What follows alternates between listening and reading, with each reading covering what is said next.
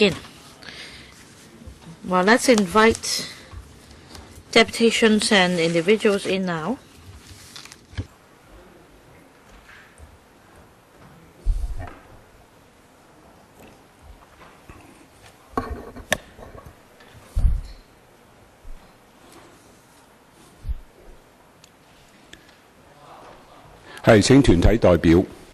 Yes, please invite the deputations in.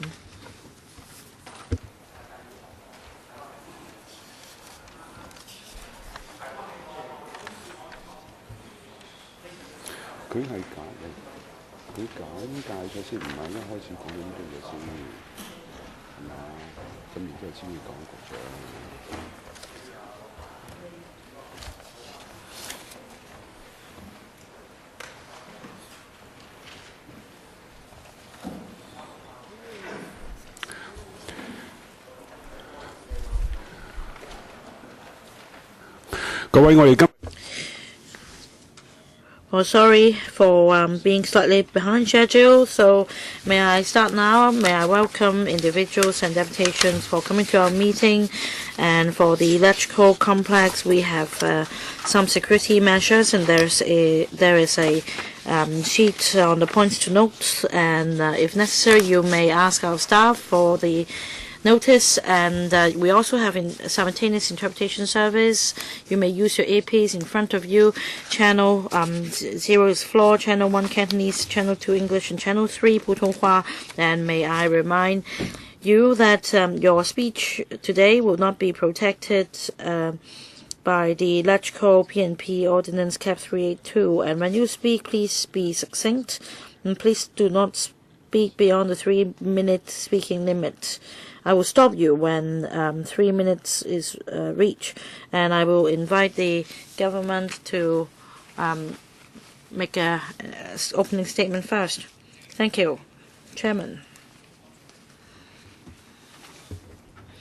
I thank the panel on transport for giving us the opportunity to attend this public hearing.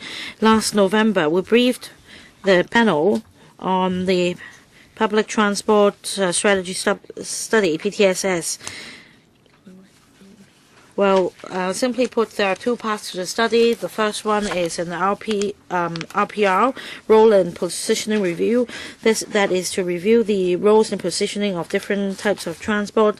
And the second part is the topical study, in which we'll look into relevant issues. And these two parts are relevant. They seek to enhance the complementary function of different types of transport, and also to set the policy direction for the healthy development of the sector. Today's public hearing seeks to listen to views from deputations on the role and positioning of non-franchise buses, NFB. And as far as NFBs are concerned, we will review the role and positioning of NFBs. There are currently 7,000 plus NFBs in Hong Kong, providing tourist service, hotel employees, school services, and also contract hire service, etc. And they play a very important role. And NFBs fares are not regulated, so the flexible service could cater for needs of the market, and all in all, the operation is smooth, and the demand and supply situation is on the whole balanced. But with more infrastructure projects coming on stream, we will look into the demand and supply side and flexibly increase supply. Today's public hearing is about the role and positioning of NFBs, but I will also focus on one of the concerns recently on the school buses. Well, indeed, there is an imbalance between demand and supply recently, and there are schools which find it difficult to find schools buses, and we will look in depth into the issue of school buses. And this coming Friday at the panel meeting, we will also discuss in detail the situation concerning school buses, in particular for the coming September, in the beginning of the school semester, we are also going to ensure the arrangement is proper, and we will listen to views in due course, and the relevant views will also be reflected to the working group jointly set up by the sector and the education sector for their consideration. I understand that yesterday they also held a meeting. And lastly, I'd like to talk about the point about resources. Well, because of the review, we need extra manpower, and the proposal to create posts have been endorsed by the ESC of electrical, and that the proposal will be submitted to FC this Friday for approval. I urge members to support the funding application for the creation of posts so that we can start our work on the role and positioning review as soon as possible. Well, we'll start receiving deputations. First, Mr. Chen Ka-long. Sorry, I had another meeting to attend, so sorry for being late.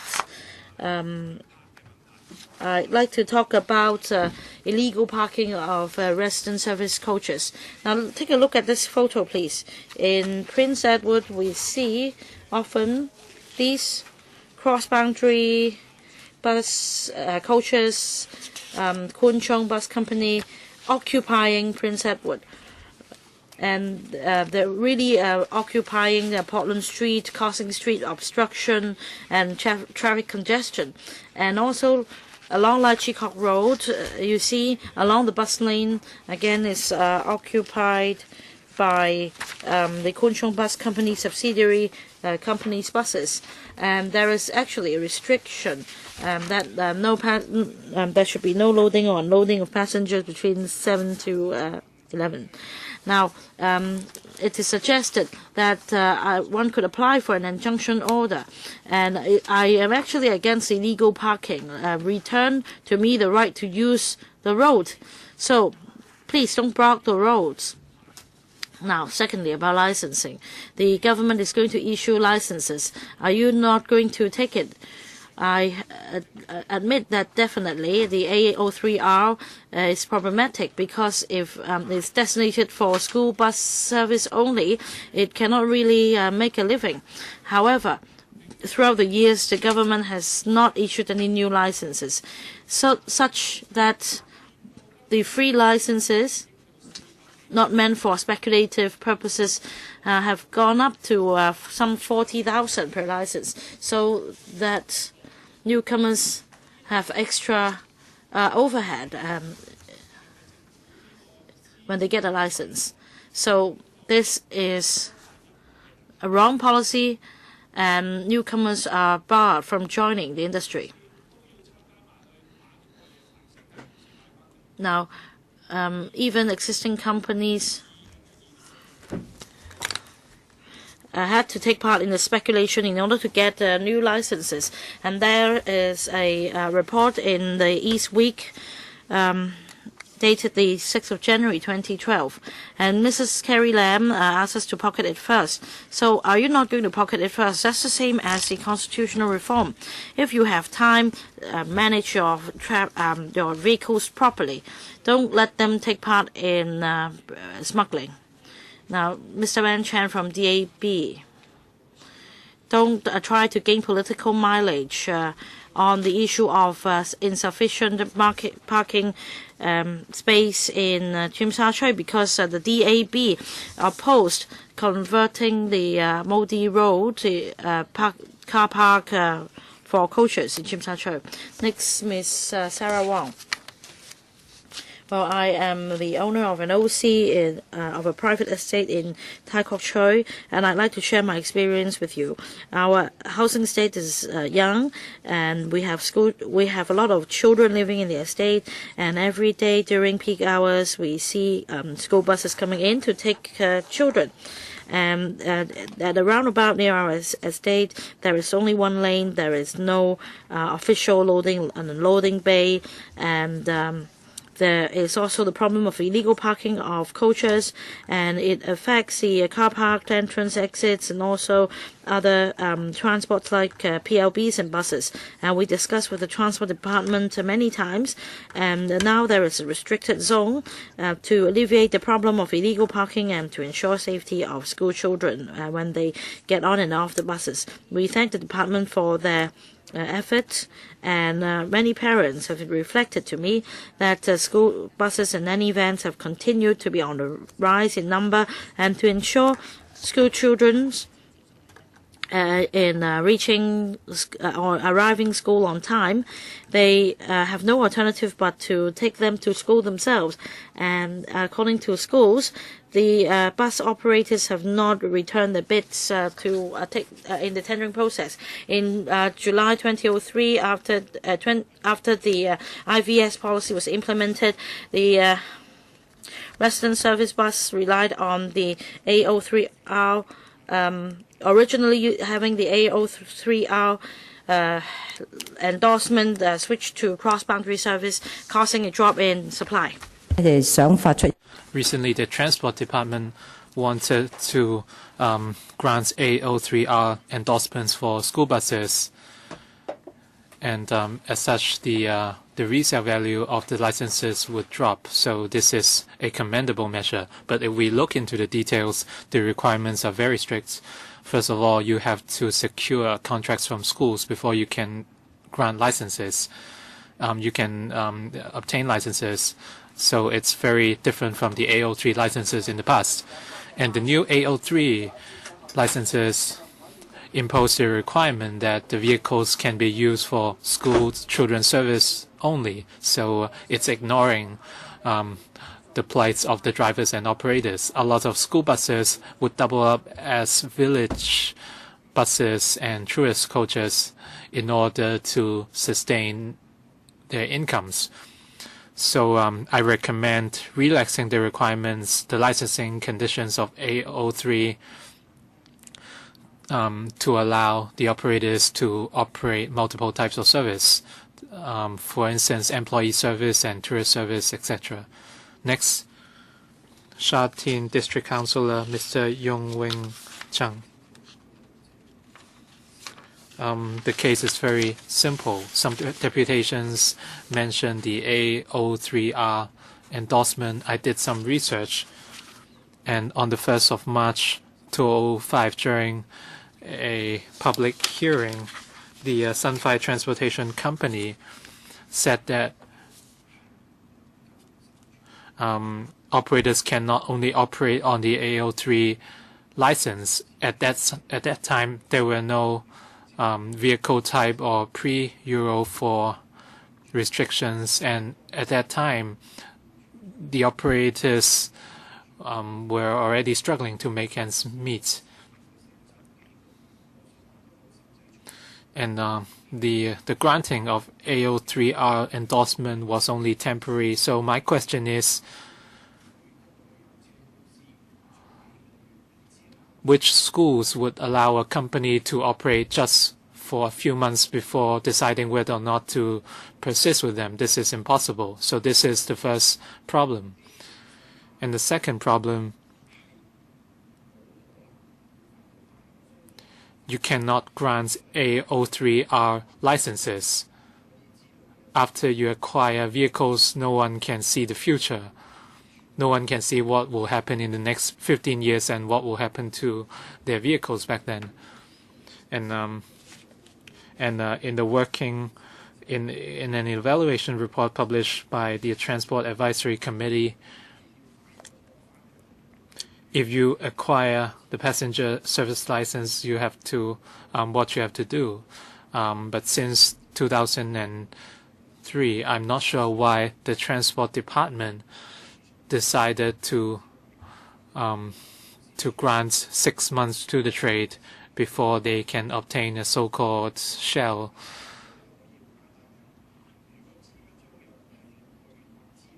If you sign a 6-month contract under the current market situation, with minimum wage and the surging oil prices, it's impossible for anyone to look so far ahead. So creating this new post is a joke, in my opinion. And Lee Seo-chun's team was trying to dodge their duty, and at the end the responsibility went back to the districts. And the government is trying to obtain funding from the Legislative Council, but when the districts encounter problems, you are asking your colleagues to take the blame instead.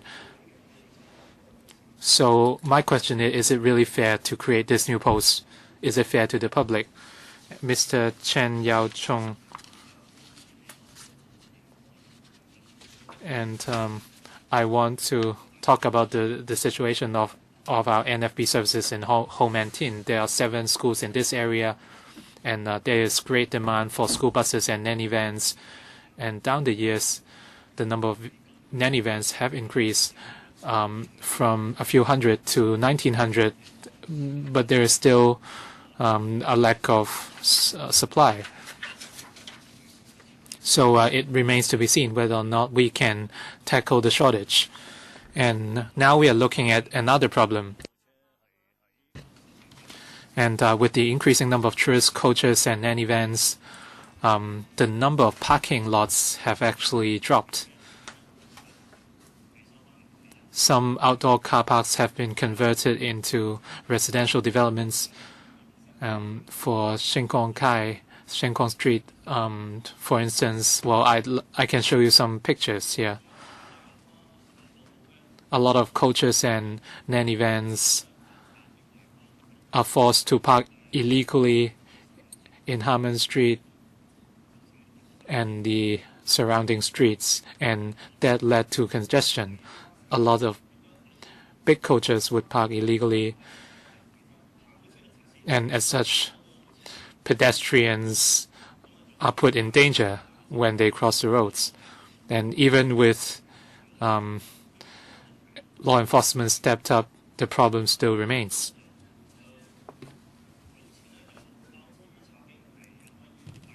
Earlier, Now TV reported on the granting of new licenses, and some people from the trade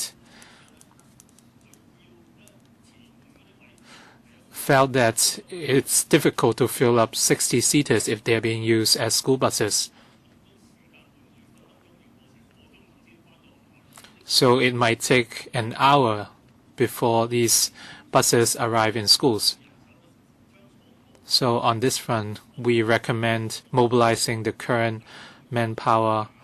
Can we convert 16-seater vans to 20-seaters?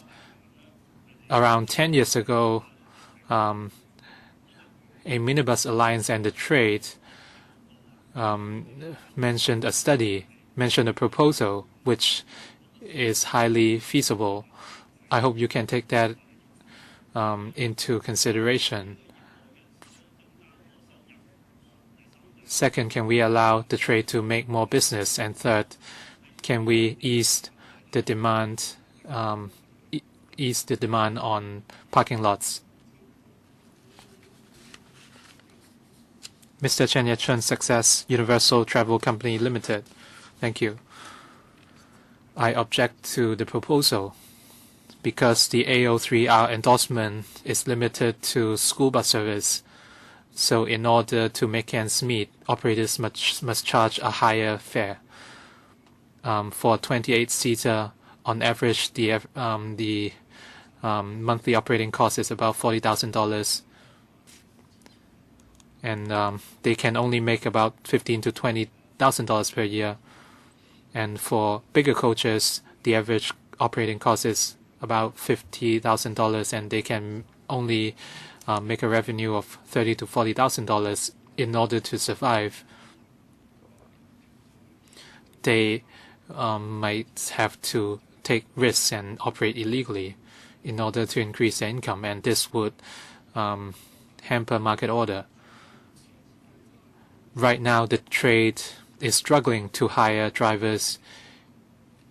If you are to introduce the A03R endorsements, the driver market would face even bigger problems, and it would lead to vicious competition. And I'd like to give you an example. I have a driver who has worked for me for a year, and now he has found employment somewhere else, and the salary is around $20,000. But as a driver, he can only make $17,000 or $18,000. So this is a reality I have to accept. And this shows that the A03R endorsement, under the current market, they can only make $30,000 or $40,000 per month, and they still have to pay for the driver's salary, maintenance, etc. How can operators make ends meet?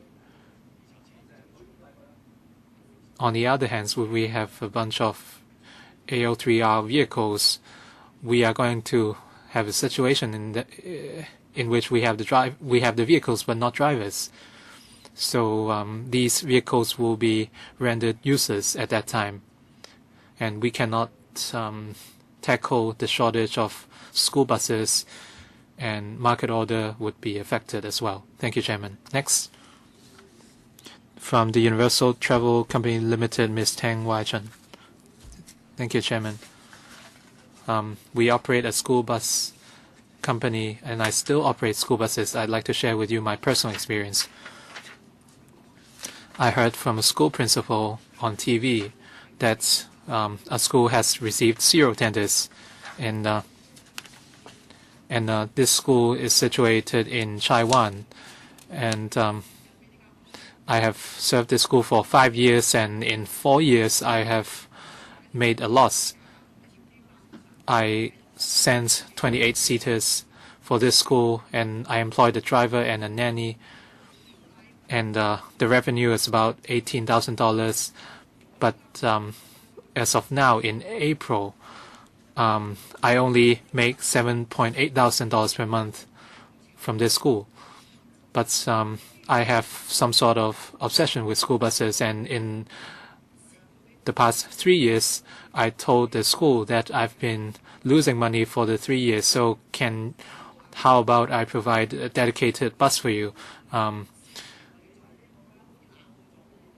I cannot continue to lose money, but the government, the school said they have no budget for that. I accept their proposal because I care about the students. So even if I'm losing money, I would still provide a service.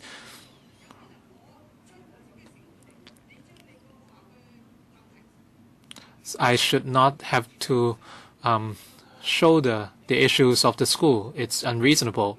This year they invited me to submit a tender. So my answer was, I've been losing money for 4 years. I cannot submit a tender anymore this year.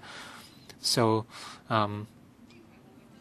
so this is a very real example I'd like to share with you. And there's another secondary school in Taiwan, and they told us that they have no school buses.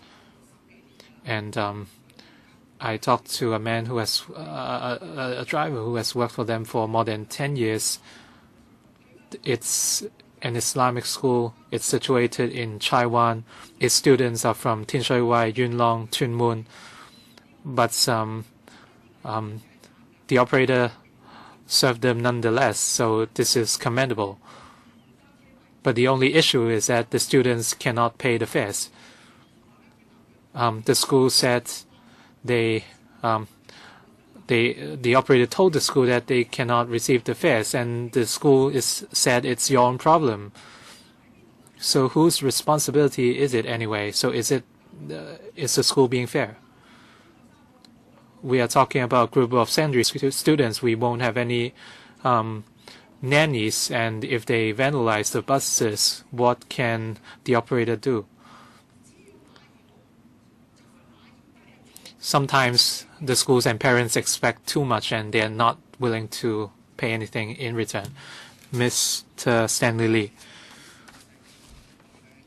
Since the 1960s, school buses have served local schools, and it can help parents pick up and drop off their kids, and they can also supplement public transport. And with the decreasing birth rates and the transformation of schools into full day modes, by 2009, the Transport Department imposed strict requirements on school buses, for instance, on the seats and sizes. And those who could not meet the requirements would not be granted AO3 endorsements anymore. So that's the main reason why the number of school buses have dropped. And now the TD is trying to introduce AO3R endorsement, where in fact something else is needed. AO3R buses can only provide school service, and the income is very little, but at the same time operators have to pay a lot of costs, so it's very hard for them to only operate school service. And as you can imagine, they might have to operate illegally in order to compete with other operators. And we don't have enough students, and the government should relax the conditions for other types of NFBs in order to introduce more flexibility. And that way the problem can be resolved. From 1998 to 2004, over this 6-year period, the government granted a lot of NFB licenses. And in 1998, there were about 5.8 thousand NFBs, and by 2004, there were 7,200. And the rise reached 23%. And with the increasing business at the same time, there were not enough students. So I'm sure you can recall that a lot of buses have no passengers.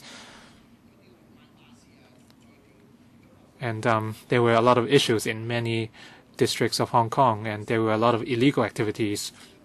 In the past decade or so, the Transport Department spends a lot of effort settling these issues. But today, because of a very minor problem, we are going to see a repeat of the history. And Mr. Leung Kong from the School Children Buses Association. A lot of people complain that we are increasing the fares every year. We have about 1,900 school buses right now. Because of various constraints, we have to eliminate a lot of old buses, and the maintenance costs of each bus exceeds $10,000, and we still have to pay for salaries and parking. So the costs are ever rising. So there's a lot of pressure on school bus operators.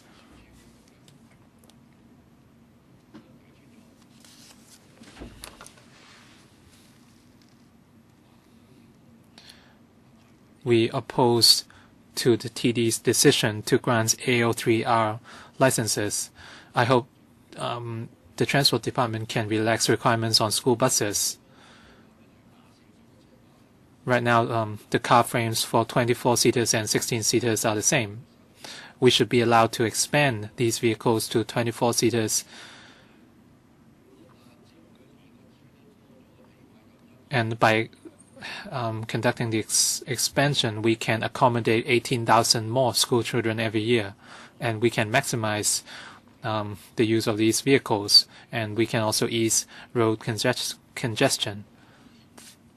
With more passengers, we would have more income, and it will be easier to recruit drivers. So it's really a win-win situation. I hope the government can take that into consideration. So that's all I want to say. Next. Hong Kong Guangdong boundary crossing bus, Mr. Cheung Yung-chung. Thank you, Chairman.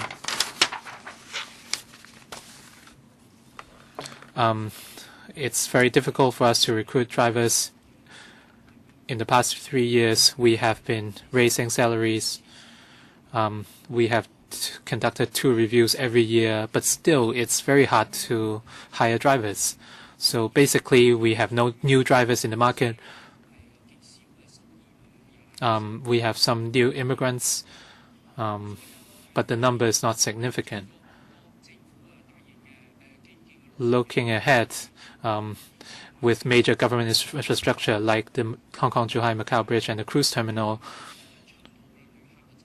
the government is trying to attract more long-haul visitors, and all these require new vehicles. And with vehicles, we need drivers and manpower.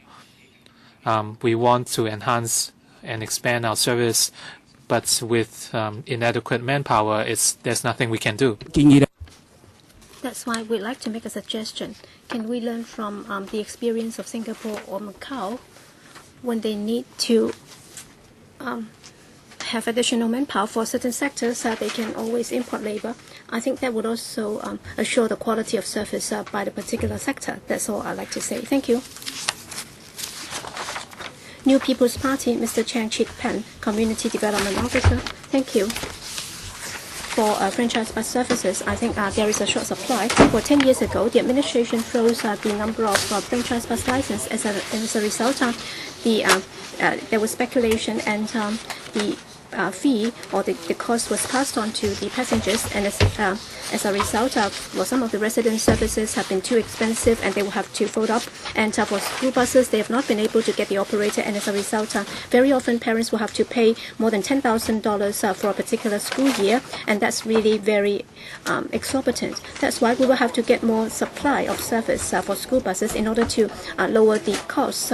But then in issuing the new license of A03R, we don't know whether or not it's going to help, because as has been said, for some school buses, other than picking up and dropping off students before and after school, they would also have to be coach buses or residence service buses or employees services, because only then would they be able to make ends meet. If they just pick up and drop off students, then that's not going to make ends meet. So by issuing dedicated license, would that be okay? Well, for a 16-seater PLB, well, the cost is about $56,000, so it's about $933 per seat.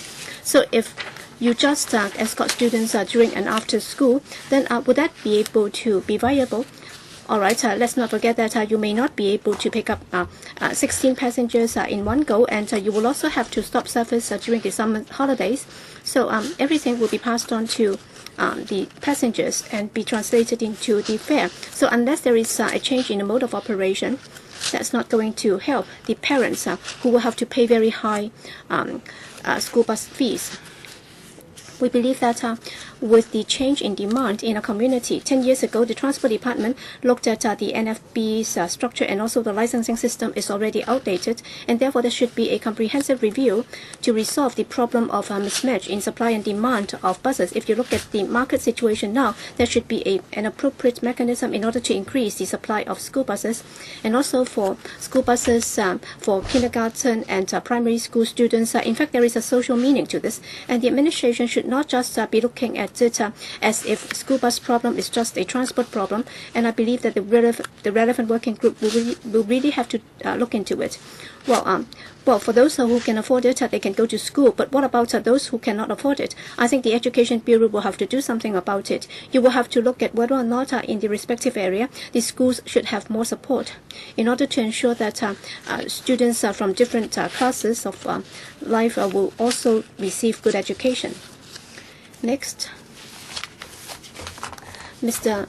Carter Lau from the North Kwai Chung Transport Concern Group. For NFBs, in fact, the service is very much related to people's livelihood. For example, school bus and also residence bus, they are offered by NFB operators. Well, since 2003, the Transport Department has basically not issued any new license for NFB operators in order to control the number of NFBs. But then according to the Transport Department's figures, during the past 12 years, if you look at the cross-boundary buses, well, that increased from 680 to slightly over 1,100. So there was an increase by some 60%. So the increase of such buses has also indirectly resulted in the reduction in the number of other sectors. For example, for NFB, NR49, since early 90s, it used to provide 38 buses a day. Now there are only 2, and these operators would rather run a cross-boundary service than running such a resident service. And even for City Bus, it's a big corporation, and it is also withdrawing from the resident bus services and is replacing such service with the franchise bus operations. And there is only a mechanism to deal with residents buses increasing the service, but not the other way around. And there are operators experiencing difficulties. That's why under the PTSS to be undertaken by the administration, we hope that the administration will review the role of residents' service in order to improve the local traffic. For local school buses, the fares are very high, and there is also a short supply problem. That's why the administration will be looking at school bus services, and therefore for NFB, A03R endorsement would be issued. We don't think that would be able to help to solve the problem. As many other speakers have spoken on that, I'm not going to repeat that here. But then what I'm more concerned about is whether or not this has to do with the number of cross-boundary students. According to the paper submitted by the administration to this council from 2008 to 2012, if you look at the type 1 and type 2 babies, actually the number there were more than 40,000, and therefore there would also many of these children will have to attend kindergartens and primary schools across the boundary. So by introducing more AO3R endorsement, would that have to do with these babies? And can councillors also ask the administration to provide an information paper on the number of cross-boundary students for the next 5 years, so that there can be an estimate on the demand for school buses? And also, in the last 20 seconds, I'd just like to share with you, for the purpose of this public hearing, I've done some research. But then when I browsed the Transport Department's website, I did not expect the Transport Department's figures would remain in 2013. You can always browse the web to double-check it. And well, actually, if you don't gamble, you don't know that you're a lucky man. So by the same token, if I did not do the research, I would not have known that the data is so outdated. Next, Mr. Young from the Associated Tourist Coach Limited. Well, for NFBs, well, there are problems relating to parking. Because of the lack of parking spaces, there are about 7,000 NFBs right now in Hong Kong, but then how many parking spaces are there to meet the demand by these buses, including private car parks, government car parks, and so on? So does the administration think that the parking space will be able to meet the need of over 7,000 such buses? And very often for operators of coach buses, they will have to stop service during night time, and because of the shortage of parking space, they will have to park illegally. And given this trend, parking service has been suspended. Because of the shortage of parking spaces for these operators, these drivers can only park their vehicles on street, and as a result, they receive fixed penalty tickets. Recently, we received a case involving a company which has to switch over to a new system. That is, no further parking service would be offered to the drivers, and some drivers refused to sign a contract, and as a result of that, over 20 employees were fired. And then on the 8th of April, we also went to the tourism board to file a complaint. We are also wage workers. Why do we have to pay for the vehicles to be parked? Because the companies would only be responsible for 3 fixed penalty tickets a month. Very often, the number of tickets that we receive would be more than that. And if we have to pay for such penalty tickets, then many drivers will simply have no alternative but to park their vehicles on street, and that would also affect other road users. So my question is, has the administration considered this? And has the administration looked into the problem of parking for coach buses? And what's more important, if you look at the tourist attractions in Hong Kong, well, the administration is trying to revive the tourism industry, and you're trying to provide more support to the sector, and you've also applied for $80 million to be spent on the sector. But then, have you looked at the support facilities in Hong Kong before you really step up publicity overseas? And also for NFBs, there are no standard working hours, and also meal breaks, and also the rest time and so on. But then for franchise buses, there are such regulations. So have you considered for NFB drivers, well, if we have a fatigue driver, then he would be posing a lot of threats or risks to the other road users. And as a result, there might be traffic accidents. That's because of the inadequate rest of the drivers, and that has caused many traffic accidents. And last but not least, why is it that there is no new blood to the trade? That's because of the long working hours, there is no rest time, and there is also no meal breaks. As a result, many people would be reluctant to join the trade. Next, the Lion Rock Institute, Mr. and Ms. Chen Hui. Thank you, Chairman. We'd like to share with you a story. There's a friend whose name is Void, because he's living in a remote area. That's why there is resident bus service, and every day he has to travel a short distance because his workplace is very close to his home, and it's a new industrial area. And every time the residents' bus would pass through the building where he works, but then the problem is that the resident bus does not have the stop, and after disembarking, he will have to take a bus before he can go back to the building. And every day before he leaves work, he can only see that the residence bus has left, has passed through the building, and he will have to take a public light bus before he can board the residence bus again. So do you think that this is really stupid? How come the residence bus, well, for minibus, they can always pick up passengers along the road, and well, using the jargon of Ronnie Tong is really outrageous. So I think the best thing is for the public to choose whichever mode of transport that they like, and from point A to point B. And if the administration is concerned about traffic congestion, in order to ease the traffic, the Lion Rock Institute suggests that well, for NFBs, they should be able to complement the existing public transport network. For example, residence buses, you can also say that there is a designated drop-off point, and also on the way back, there can also be a point of dropping off passengers. But then you should allow them more chances so that NFBs can be allowed to operate. While you're concerned about traffic congestion in the busy areas, you can also designate that those would be no drop-off points.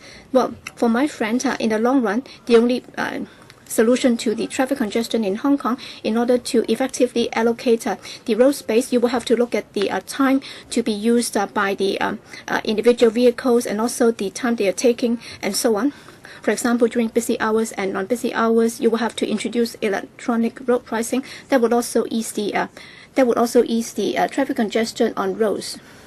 Please do not allow the railways to monopolize the public transport system. When there is a dispute, then when there is more competition, then there will be less grievance because the traveling public will be happier. Next, Ms. Yang, there are so many schools around the territory, and how come the administration is trying to regulate that, but then we have a lot of traffic congestion? I live in Ho Man Tin, and very often I can walk along the streets, but then now I can no longer do it because there are a lot of congestion near Oimen Estate and also Whampoa Estate. So I will not be able to make 2 rounds. I'm against issuing A03R endorsement. You have already got 16-seater bus, and you can also apply to increase that from 16 to 24 seaters. Right now, the traffic is so busy throughout Kowloon and Hong Kong. In fact, well, sometimes for vehicles traveling on Cheng Yi Bridge can also be congested at times. So I'm against issuing A03R license. That's all. Thank you. Next, Hong Kong Aided Primary School Heads Association, Mr. Sin Kim Wai. Thank you. On behalf of the Hong Kong Aided Primary Schools Heads Association and also the Subvented Secondary Schools Association, in fact, there are 2 types of school buses. One would be for students going to and from school. And the school has a role to play. And the Education Bureau requires us to ensure that for commercial activities taking place within the school premises, the school will have to regulate it. But then at the same time, we can also hire such NFBs to arrange for students to engage in learning activities, for example, visits or going to join competitions and so on. So we are direct users of such service, and we are using public money to pay for such services. That's why we have to be accountable. Well, with the number of NFBs being frozen initially, schools did not noticed that there was a problem, precisely because at the time there was a drop in the student population, and as you know, there was a reduction in the number of classes, and some schools had to be closed down. But then afterwards, we began to identify the problem. For example, there were no operators willing to put in the bids, and then in the next year, when there was a tendering exercise, we did it 3 times, and still there was no bidder, and there were situations whereby the schools, well, in some cases, the operators that were serving the schools would terminate the contract because the license fee had gone up, and the school bus operator would rather sell the license and retire, or they might switch to other more profitable businesses. And for schools with more students using the school bus service, in fact, every year when they put out the tender, there might just be one operator which has served them for years who is willing to put in the bids. And in some cases, even if the school is willing to increase the fee by 30–40% or even double it, still there's no bid.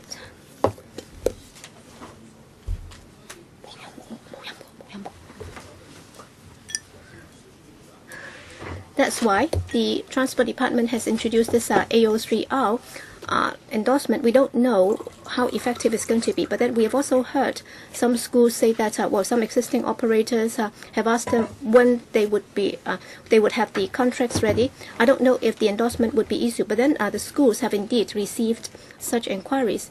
We also understand whether or not it's going to be profitable, whether or not there would be operators who are willing to get those licenses is still very much unknown. Recently, some from the trade said that they would be prepared to help the schools to deal with such a zero-bid problem. I'm glad to hear that, because as I said earlier, in the end we are using public money. We also hope that such school bus services, well, when we put it out to tender, it would be fair. And we also hope that such tendering exercise would result in a competitive bid. Thank you. Next, Sun Bus Limited, Mr. Eddie Choi. Chairman, good morning.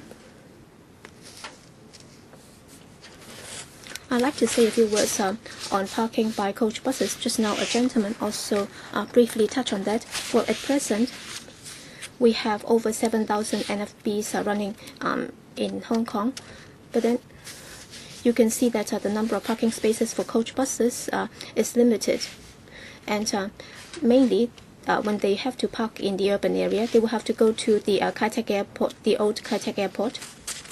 And as we know, there are projects underway. That's why in the near future, such parking spaces will no longer be there. So we will have to come up with a way to enable these 7,000 coach buses to be parked. And in the land grant system under the Lands Department, they would issue short-term tenancies for the parking by such vehicles. So can the administration consider this? For example, whenever the Lands Department set aside a site for car park purposes, on a pro rata basis, a certain number of parking spaces should be designated for NFB's parking, so as to help solve this problem of inadequate supply of parking spaces. That's all I'd like to say. Thank you.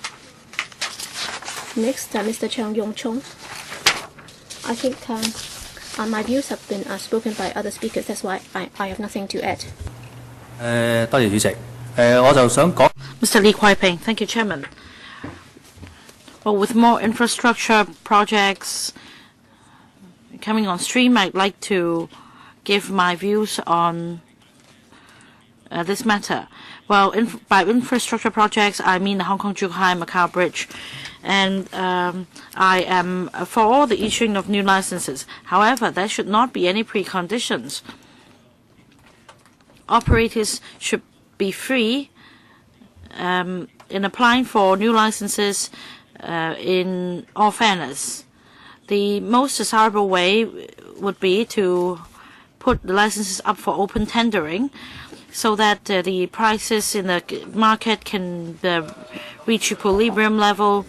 And for the relevant licenses, if only the relevant stakeholders are eligible, then indirectly the government will be subsidizing their businesses, and this will be in the compromise of the interests of Hong Kong people.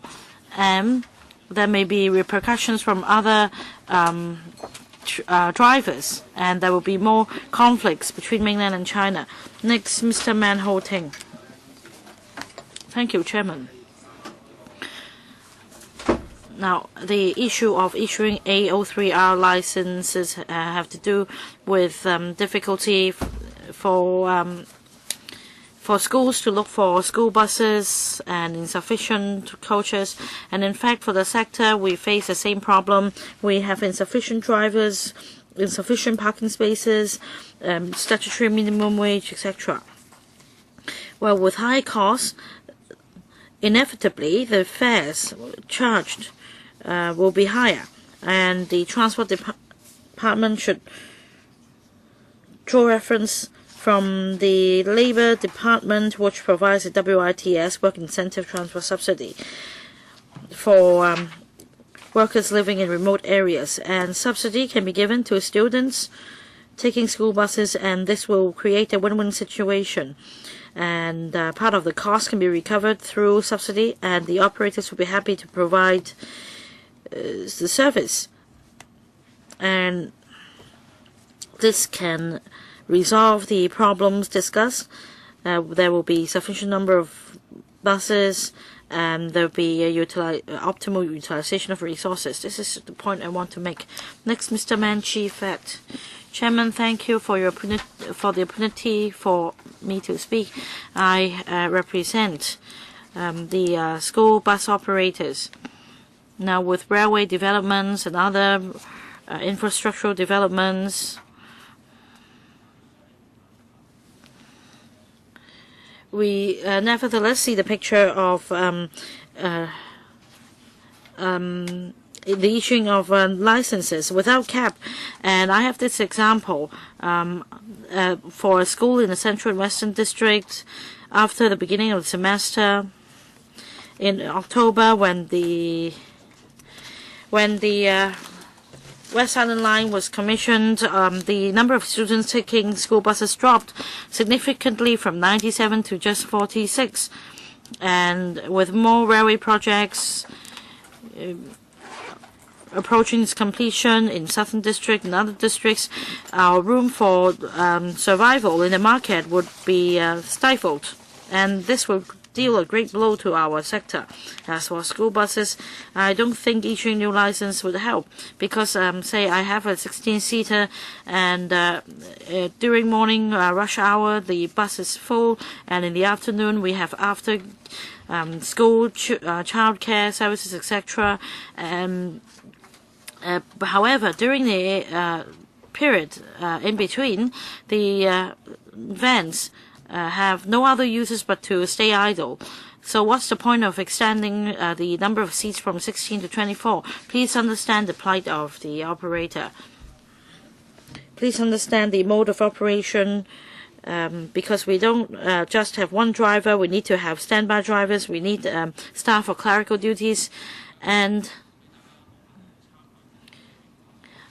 I hope that you could come up with an indicator for schools and parents' reference, so that they understand the costs involved, and so that they would find the fares more acceptable. Next, Ms. So Pui Lin from Non-Franchise Public Buses Workers Association. Thank you, Chairman. On behalf of our association, we'd like to give our views on the proposed AO3R endorsement. We're against that because for private buses B01, the number has been on the rise and there will be 300 more. And our question is this: why is it that for a 16-seater there could be, it could serve schools, it could serve parents, and schools can have say on the destination and the routes, and can improvements be made because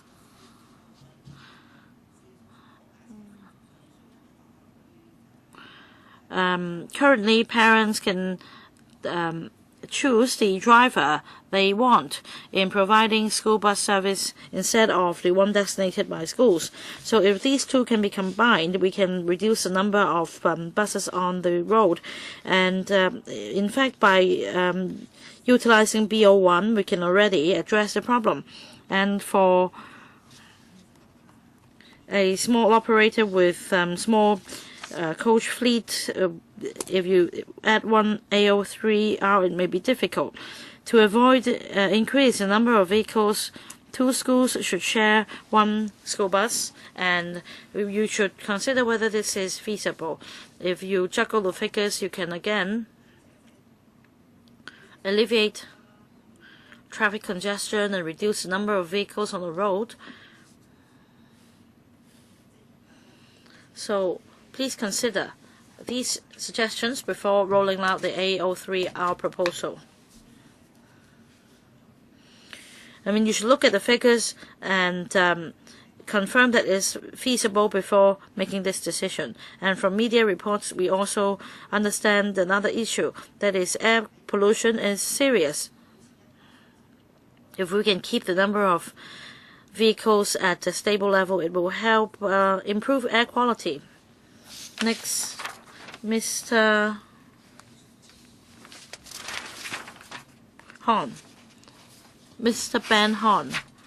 Well, I think the previous deputations have spoken on A03R, but our group would like to speak on other issues like the resident service buses, and our comments are as follows. First of all, since 2005, the government has come up with the restrictive endorsement policy on NFBs, and although in recent years the number has continued to be on the rise, and because of geographical constraints, some large vehicles cannot ply on certain roads, and some housing estates therefore have no alternative but to seek similar services outside the framework of NFBs. For example, in the Western District and North Point, they already have free shuttle services with hired PLBs. In North Point, the estates use private cars, and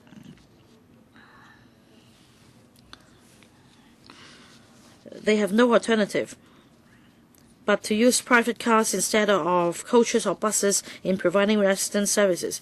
And it's very hard to determine whether this is illegal conveying of passengers.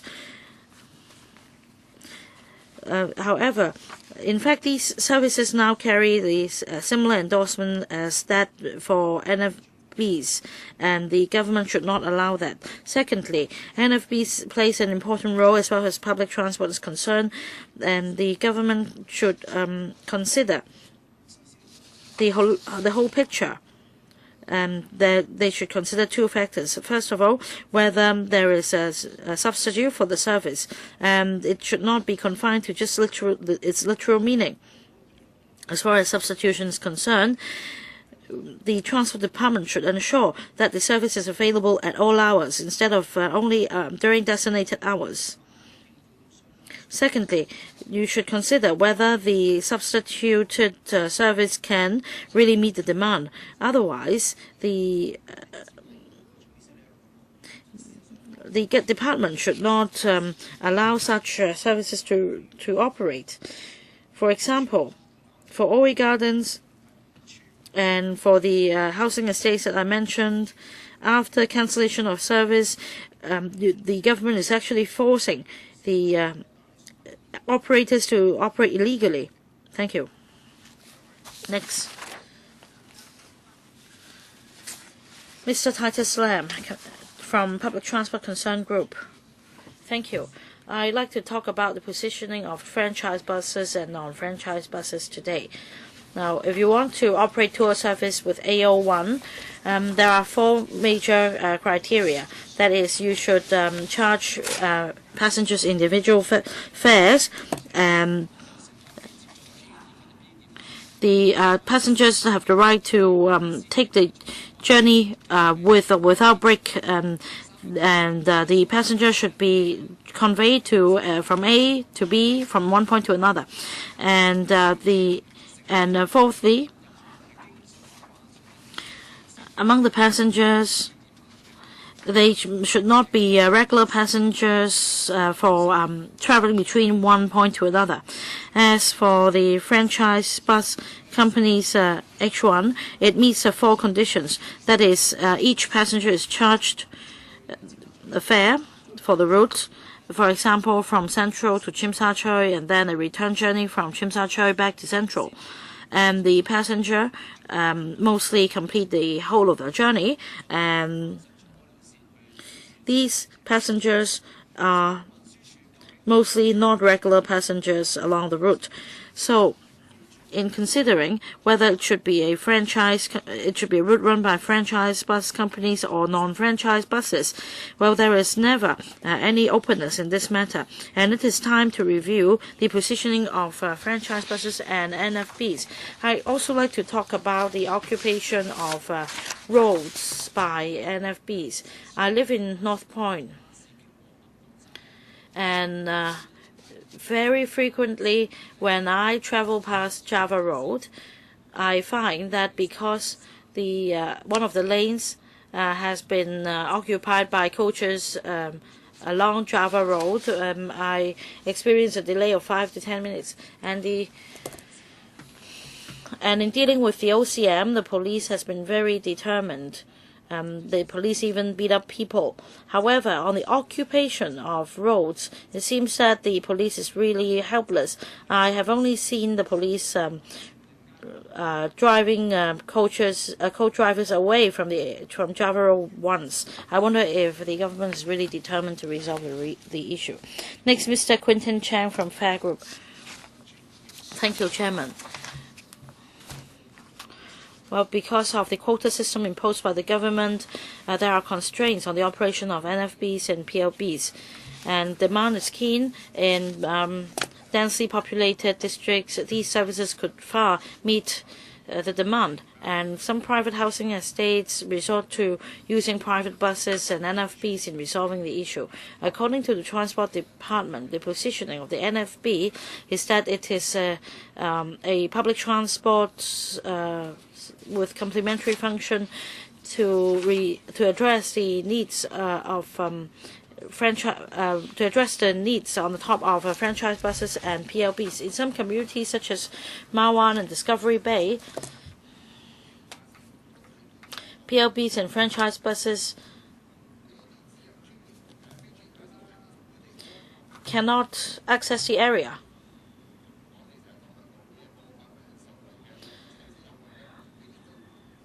And as for residents' bus services, in these areas, the local residents do not stand to benefit from the $2 concessionary fare on public transport. And as for coaches running among private housing estates, this would cause a duplication of resources, and the franchise operators would need to truncate routes and shorten the service hours, etc., or raise fares in order to offset the impact brought about by the resident bus services. And this shows the vague positioning of the NFBs. The Transport Department cannot clearly define the positioning or the scope of service of NFBs, PLBs, and franchise buses.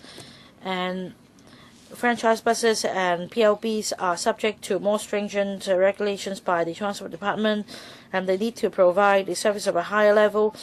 For example, for buses, low-floor buses should be provided for senior citizens and disabled, and there is also a seating capacity limit on PLBs. As for NFBs, passengers are not protected because of insufficient regulation, and the competition is not, well, there is not a level playing field for these types of transport. And this is in fact putting the cart before the horse by enhancing resident bus services. So there should be a entry and exit mechanism in the market for NFBs, and that NFBs should not be able to circumvent the monitoring of the government and the public. Next one, I'd like to talk about the A06 and NFBs for resident bus services. Well, now the routes and the bus stop arrangements are really flexible. And if there is duplication, it is really hard to apply for operation. So we hope that more flexibility could be given. And also, in order to increase service quantity, you may need to buy coaches from the sector. And now the resident bus operator finds it hard to bid for resident bus services because of inability to procure coaches. So again, the relax on the procurement of resident bus coaches should be relaxed, and housing estates should be able to join hands to operate resident service. For example, in Chang, there is a resident bus service to the urban district, but to Quarry Bay, but there are restrictions. So I hope that the government could relax the restriction and allow several housing estates to run jointly the resident bus service. And there should be better positioning of the AO2, and this would help suppress the fares of franchise bus companies. It could also alleviate the burden on franchise bus companies. So there should not be any restriction on the development of resident bus service, and there should also be subsidy for us, or else it would be hard to compete with PLBs. Next, Mr. Hong Ho Ming from the Student Union of the CU Hong Kong. Well, according to a consultation paper, the Transport Department will implement the two measures in increasing the supply of licenses, including the AO3R NFB buses on the procurement of buses in the market, and there will be exemption for secondary and primary schools to run its own school bus service, and the procurement requirement will be relaxed. And the Student Union of CHK agrees with the government. We think the direction is correct. We hope that the Transport Department would consider exempting universities as well on top of secondary and primary schools, because the university is also an education institution, same as secondary and primary schools, and there should be same treatment. Say CUHK, for example, because of the terrain, our education facilities are scattered in the campus, and we rely very much on school buses to travel from place to place in the campus. We need about 30 coaches. However, the licenses that CUHK owns can far from meeting the needs from staff and students. We rely on outsourcing. However, as mentioned in the written submission, the outsourced service charges very dearly. According to the statistics, In the recent tendering process, the price has gone up by 30% because of lack of competition, and also the lack of flexibility would also cause a disruption to the normal school life of students, as students may need to wait longer for coaches, and may also affect the existing resources. And the CUHK is UGC funded, so indirectly the school buses are also subsidized, and increase in fares would mean more money being taken out from the pocket of taxpayers. And the money should be put back in schools for educational purposes. And therefore, the student union urges the Transport Department to exempt universities as well as primary schools and secondary schools, so as to give more flexibility to school coach services, and also to lower costs, so that educational resources can be put to better use for the benefit of the whole society. And the Secretary, you have heard a lot of views today, including the illegal operation of residence buses. Do you want to give a brief response now? Thank you, Chairman. First of all, I'd like to thank all the deputations and trade representatives who are here this morning. Having heard your views, I think we are looking at a few main issues. The scope of discussion today is actually about the roles of all non-franchise buses.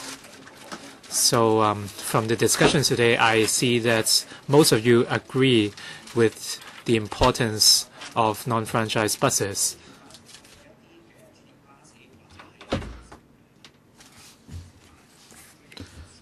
And on the roles of non-franchise buses, franchise buses, and minibuses, there might be some overlaps in their roles, and in particular with the resident service.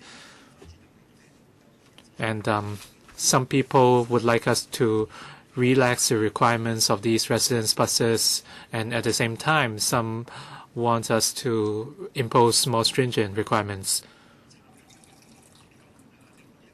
So we would take this on board as we conduct the roles and positioning review. And some people are concerned with the pickup and drop-off points, as well as parking spaces for tourist coaches.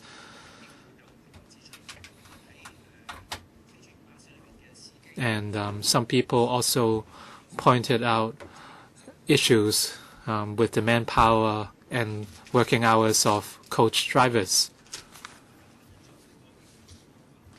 And some deputations have reflected the difficulties in the operations, and a lot of them talked about a specific type of NFBs, which is school buses.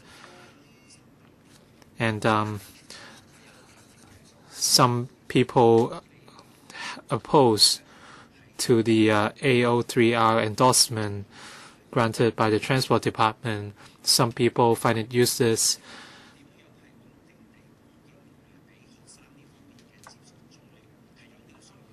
But at the same time, some people see a need to stabilize supply of school buses.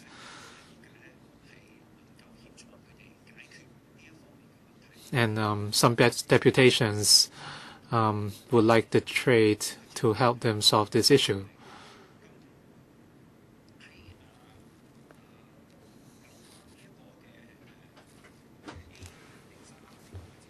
And on the issue of the 803R license,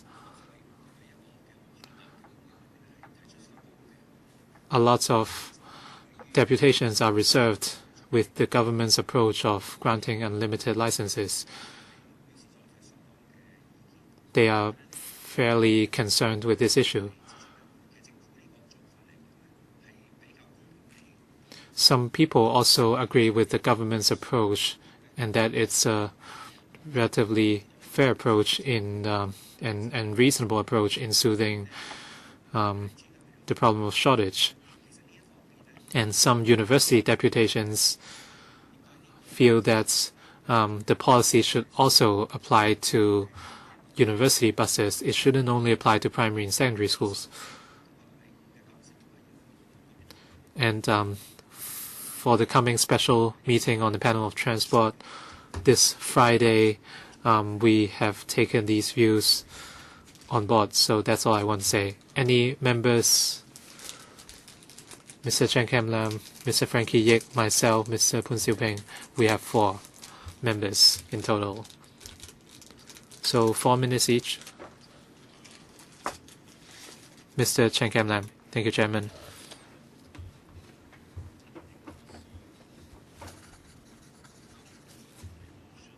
We are facing a lot of problems with NFP Services. I'd like to thank the trade representatives and school representatives who has taken the time to be here today.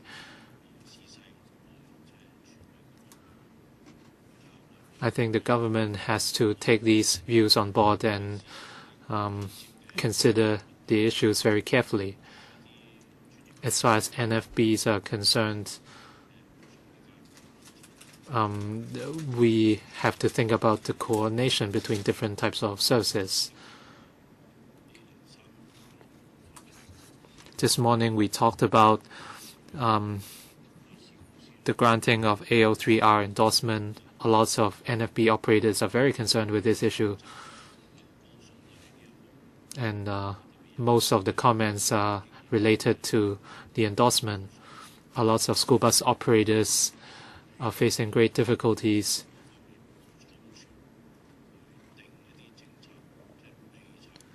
We hope the government would not make a rash decision before listening to different views.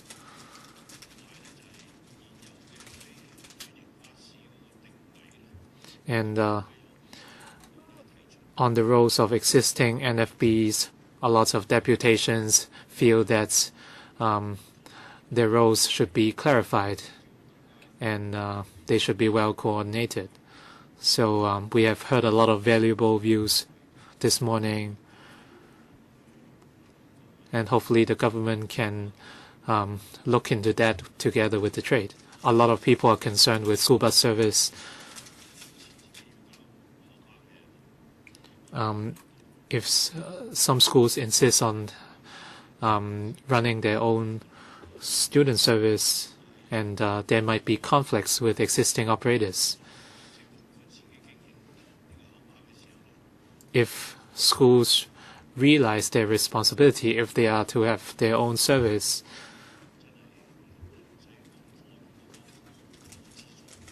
they have to make the best use of public funds.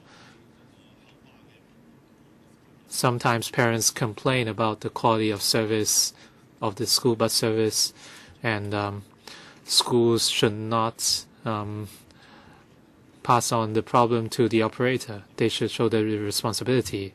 So going forward, the government should coordinate with the trade in establishing their policy. Thank you very much. Just now, Mr. Leung Kong signaled that he would like to speak as well, so the meeting will be extended by 15 minutes. Next, Mr. Frankie Yik. I respect your right to speak, Mr. Leung, but you will only have 4 minutes. Just now, Mr. Wong Kwok-hing mentioned 4 key issues for the government's consideration. The trade has talked about the parking issue, and we are not just talking about big vehicles or coaches. Our nanny vans have nowhere to go as well. A lot of premises owned by the link do not allow parking, and we face a great shortage of drivers as well. I don't see any new drivers in the next 10 or 20 years. I don't see young people becoming drivers. So I think you should incorporate that into the labor scheme. But this is an issue we must overcome. Ms. Tang Wai Chan told us about her business and her current situation. The Undersecretary talked about a dedicated license for dedicated vehicles, and you said some operators can still survive. And he's accusing some operators of being picky with the type of service they provide. I'd like to correct your point. So I will go into details this Friday, but I just want to let you know that these operators operate in a very specific environment. They survive because they have enough business and students. But does it still apply to schools in Tin Shui Wai and North New Territories? And if the school networks are not big enough, does this approach still apply? The simple answer is no. So it's what you said, it was very misleading. Not all operators are being picky. So I just want to clarify that in the next 2 or 3 days, I hope to meet some of these operators to know more about their business situation, and I will elaborate on that this Friday. For AO3R, I think you should, everyone can give it a thought. Before you reach a consensus with the education sector, you should not make a verdict on AO3R. And now it's my turn. So we've been here for almost 4 hours. And Ms. Chang shared her personal experience. And she's been losing money for 4 hours, and she cannot take it anymore and decided against submitting a tender for the 5th year. She mentioned different reasons. So I'd like to seek your view on the way moving forward. Any solutions? I'm a school bus operator. As long as I can make a profit, I will continue. If schools can subscribe to chartered service, then I'm happy to help them, but they are unwilling to do so. So the Education Bureau must do something to help the schools. They can introduce a voucher scheme, for example. So it's this problem cannot be solved, right? Yes, if we don't have enough students, we can operate. So someone has a role to play. And the Education Bureau has a role to play. So it's very normal for parents to not subscribe to the service during school holidays. It's perfectly understandable. Mr. Sin seems to be the only representative from the education sector, so you are very brave.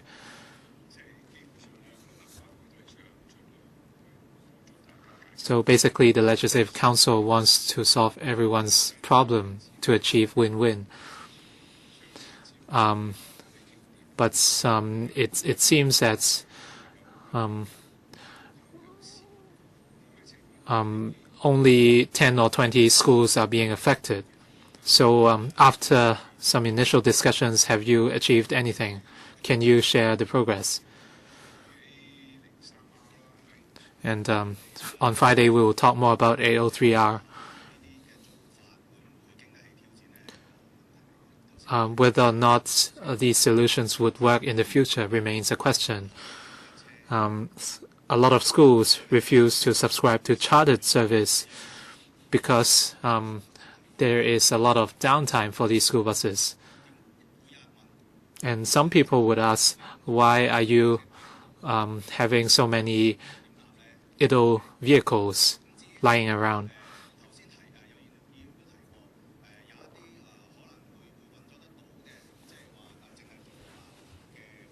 Some operators only operate school service. Some schools might have negotiated pick-up and drop-off time, so it operators. So this is viable, but some coordination is required between schools and school bus operators. This is not easy. This is not easy at all. Our greatest concern is the future of our students. The deadline is September. Do you see any light at the end of the tunnel? I am rather reserved on this. So I just want to know the general sentiments. 20 seconds, Undersecretary. I think you have to tackle the issue of parking for coaches sooner than later. This Friday, ahead of the meeting on Friday, I think you should prepare yourself on what you want to do going forward. So it seems to be another unsolvable problem. And on the expansion of seats for minibuses, I think you should give it some thought as well, because it seems to be a viable solution.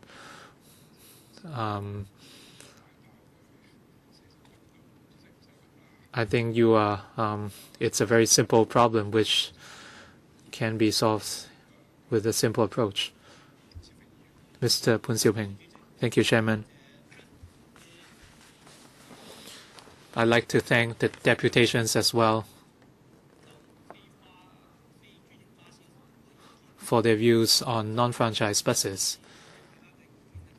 Having heard all your views this morning, a lot of people are concerned with school bus service, and this has been a long-standing problem. I agree the Transport Department should not introduce AO3R without ample trade consultation. So you cannot possibly expect operators to keep losing money every year. And I hope the Education Bureau can send somebody in the upcoming meeting, and we can discuss how to tackle this problem. I read a submission submitted by an airport staff union. Because we have employee service, school service, but under current legislation, workers' unions cannot provide service for their members. For big corporations, the employer can provide such service, but for small companies, it's very difficult. They reflected their views to the government before, and they complained to the government before. So after receiving their complaints, what did the Transport Department do? On top of the existing services, are you going to introduce an extra type of service for workers' unions in order to help the workers? Undersecretary. So perhaps our colleagues at the Transport Department can give more. Thank you, Chairman. On airport service, apart from a network of NFBs for airport staff, we have a railway system, and we also have more than 180 approved routes. So we understand the needs of airport staff in getting on and off work. So if we receive new applications, we would consider them. And for new endorsements, it's a new proposal altogether. According to the submission, the main consideration is to incorporate feeder services for staff into NFP service. The problem is for small companies, they might be members of workers' unions, but under the current legislation, unions are not allowed to provide service. For employee service, we accept applications from employers. If employers join hands to provide service. Well, such applications have been approved before. I like to tell members that we now hold regular meetings with the airport authority on how to enhance service for their employees. Mr. Leung Kong.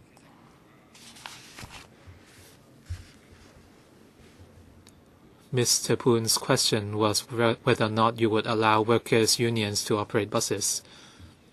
And your answer was that you allow employee service.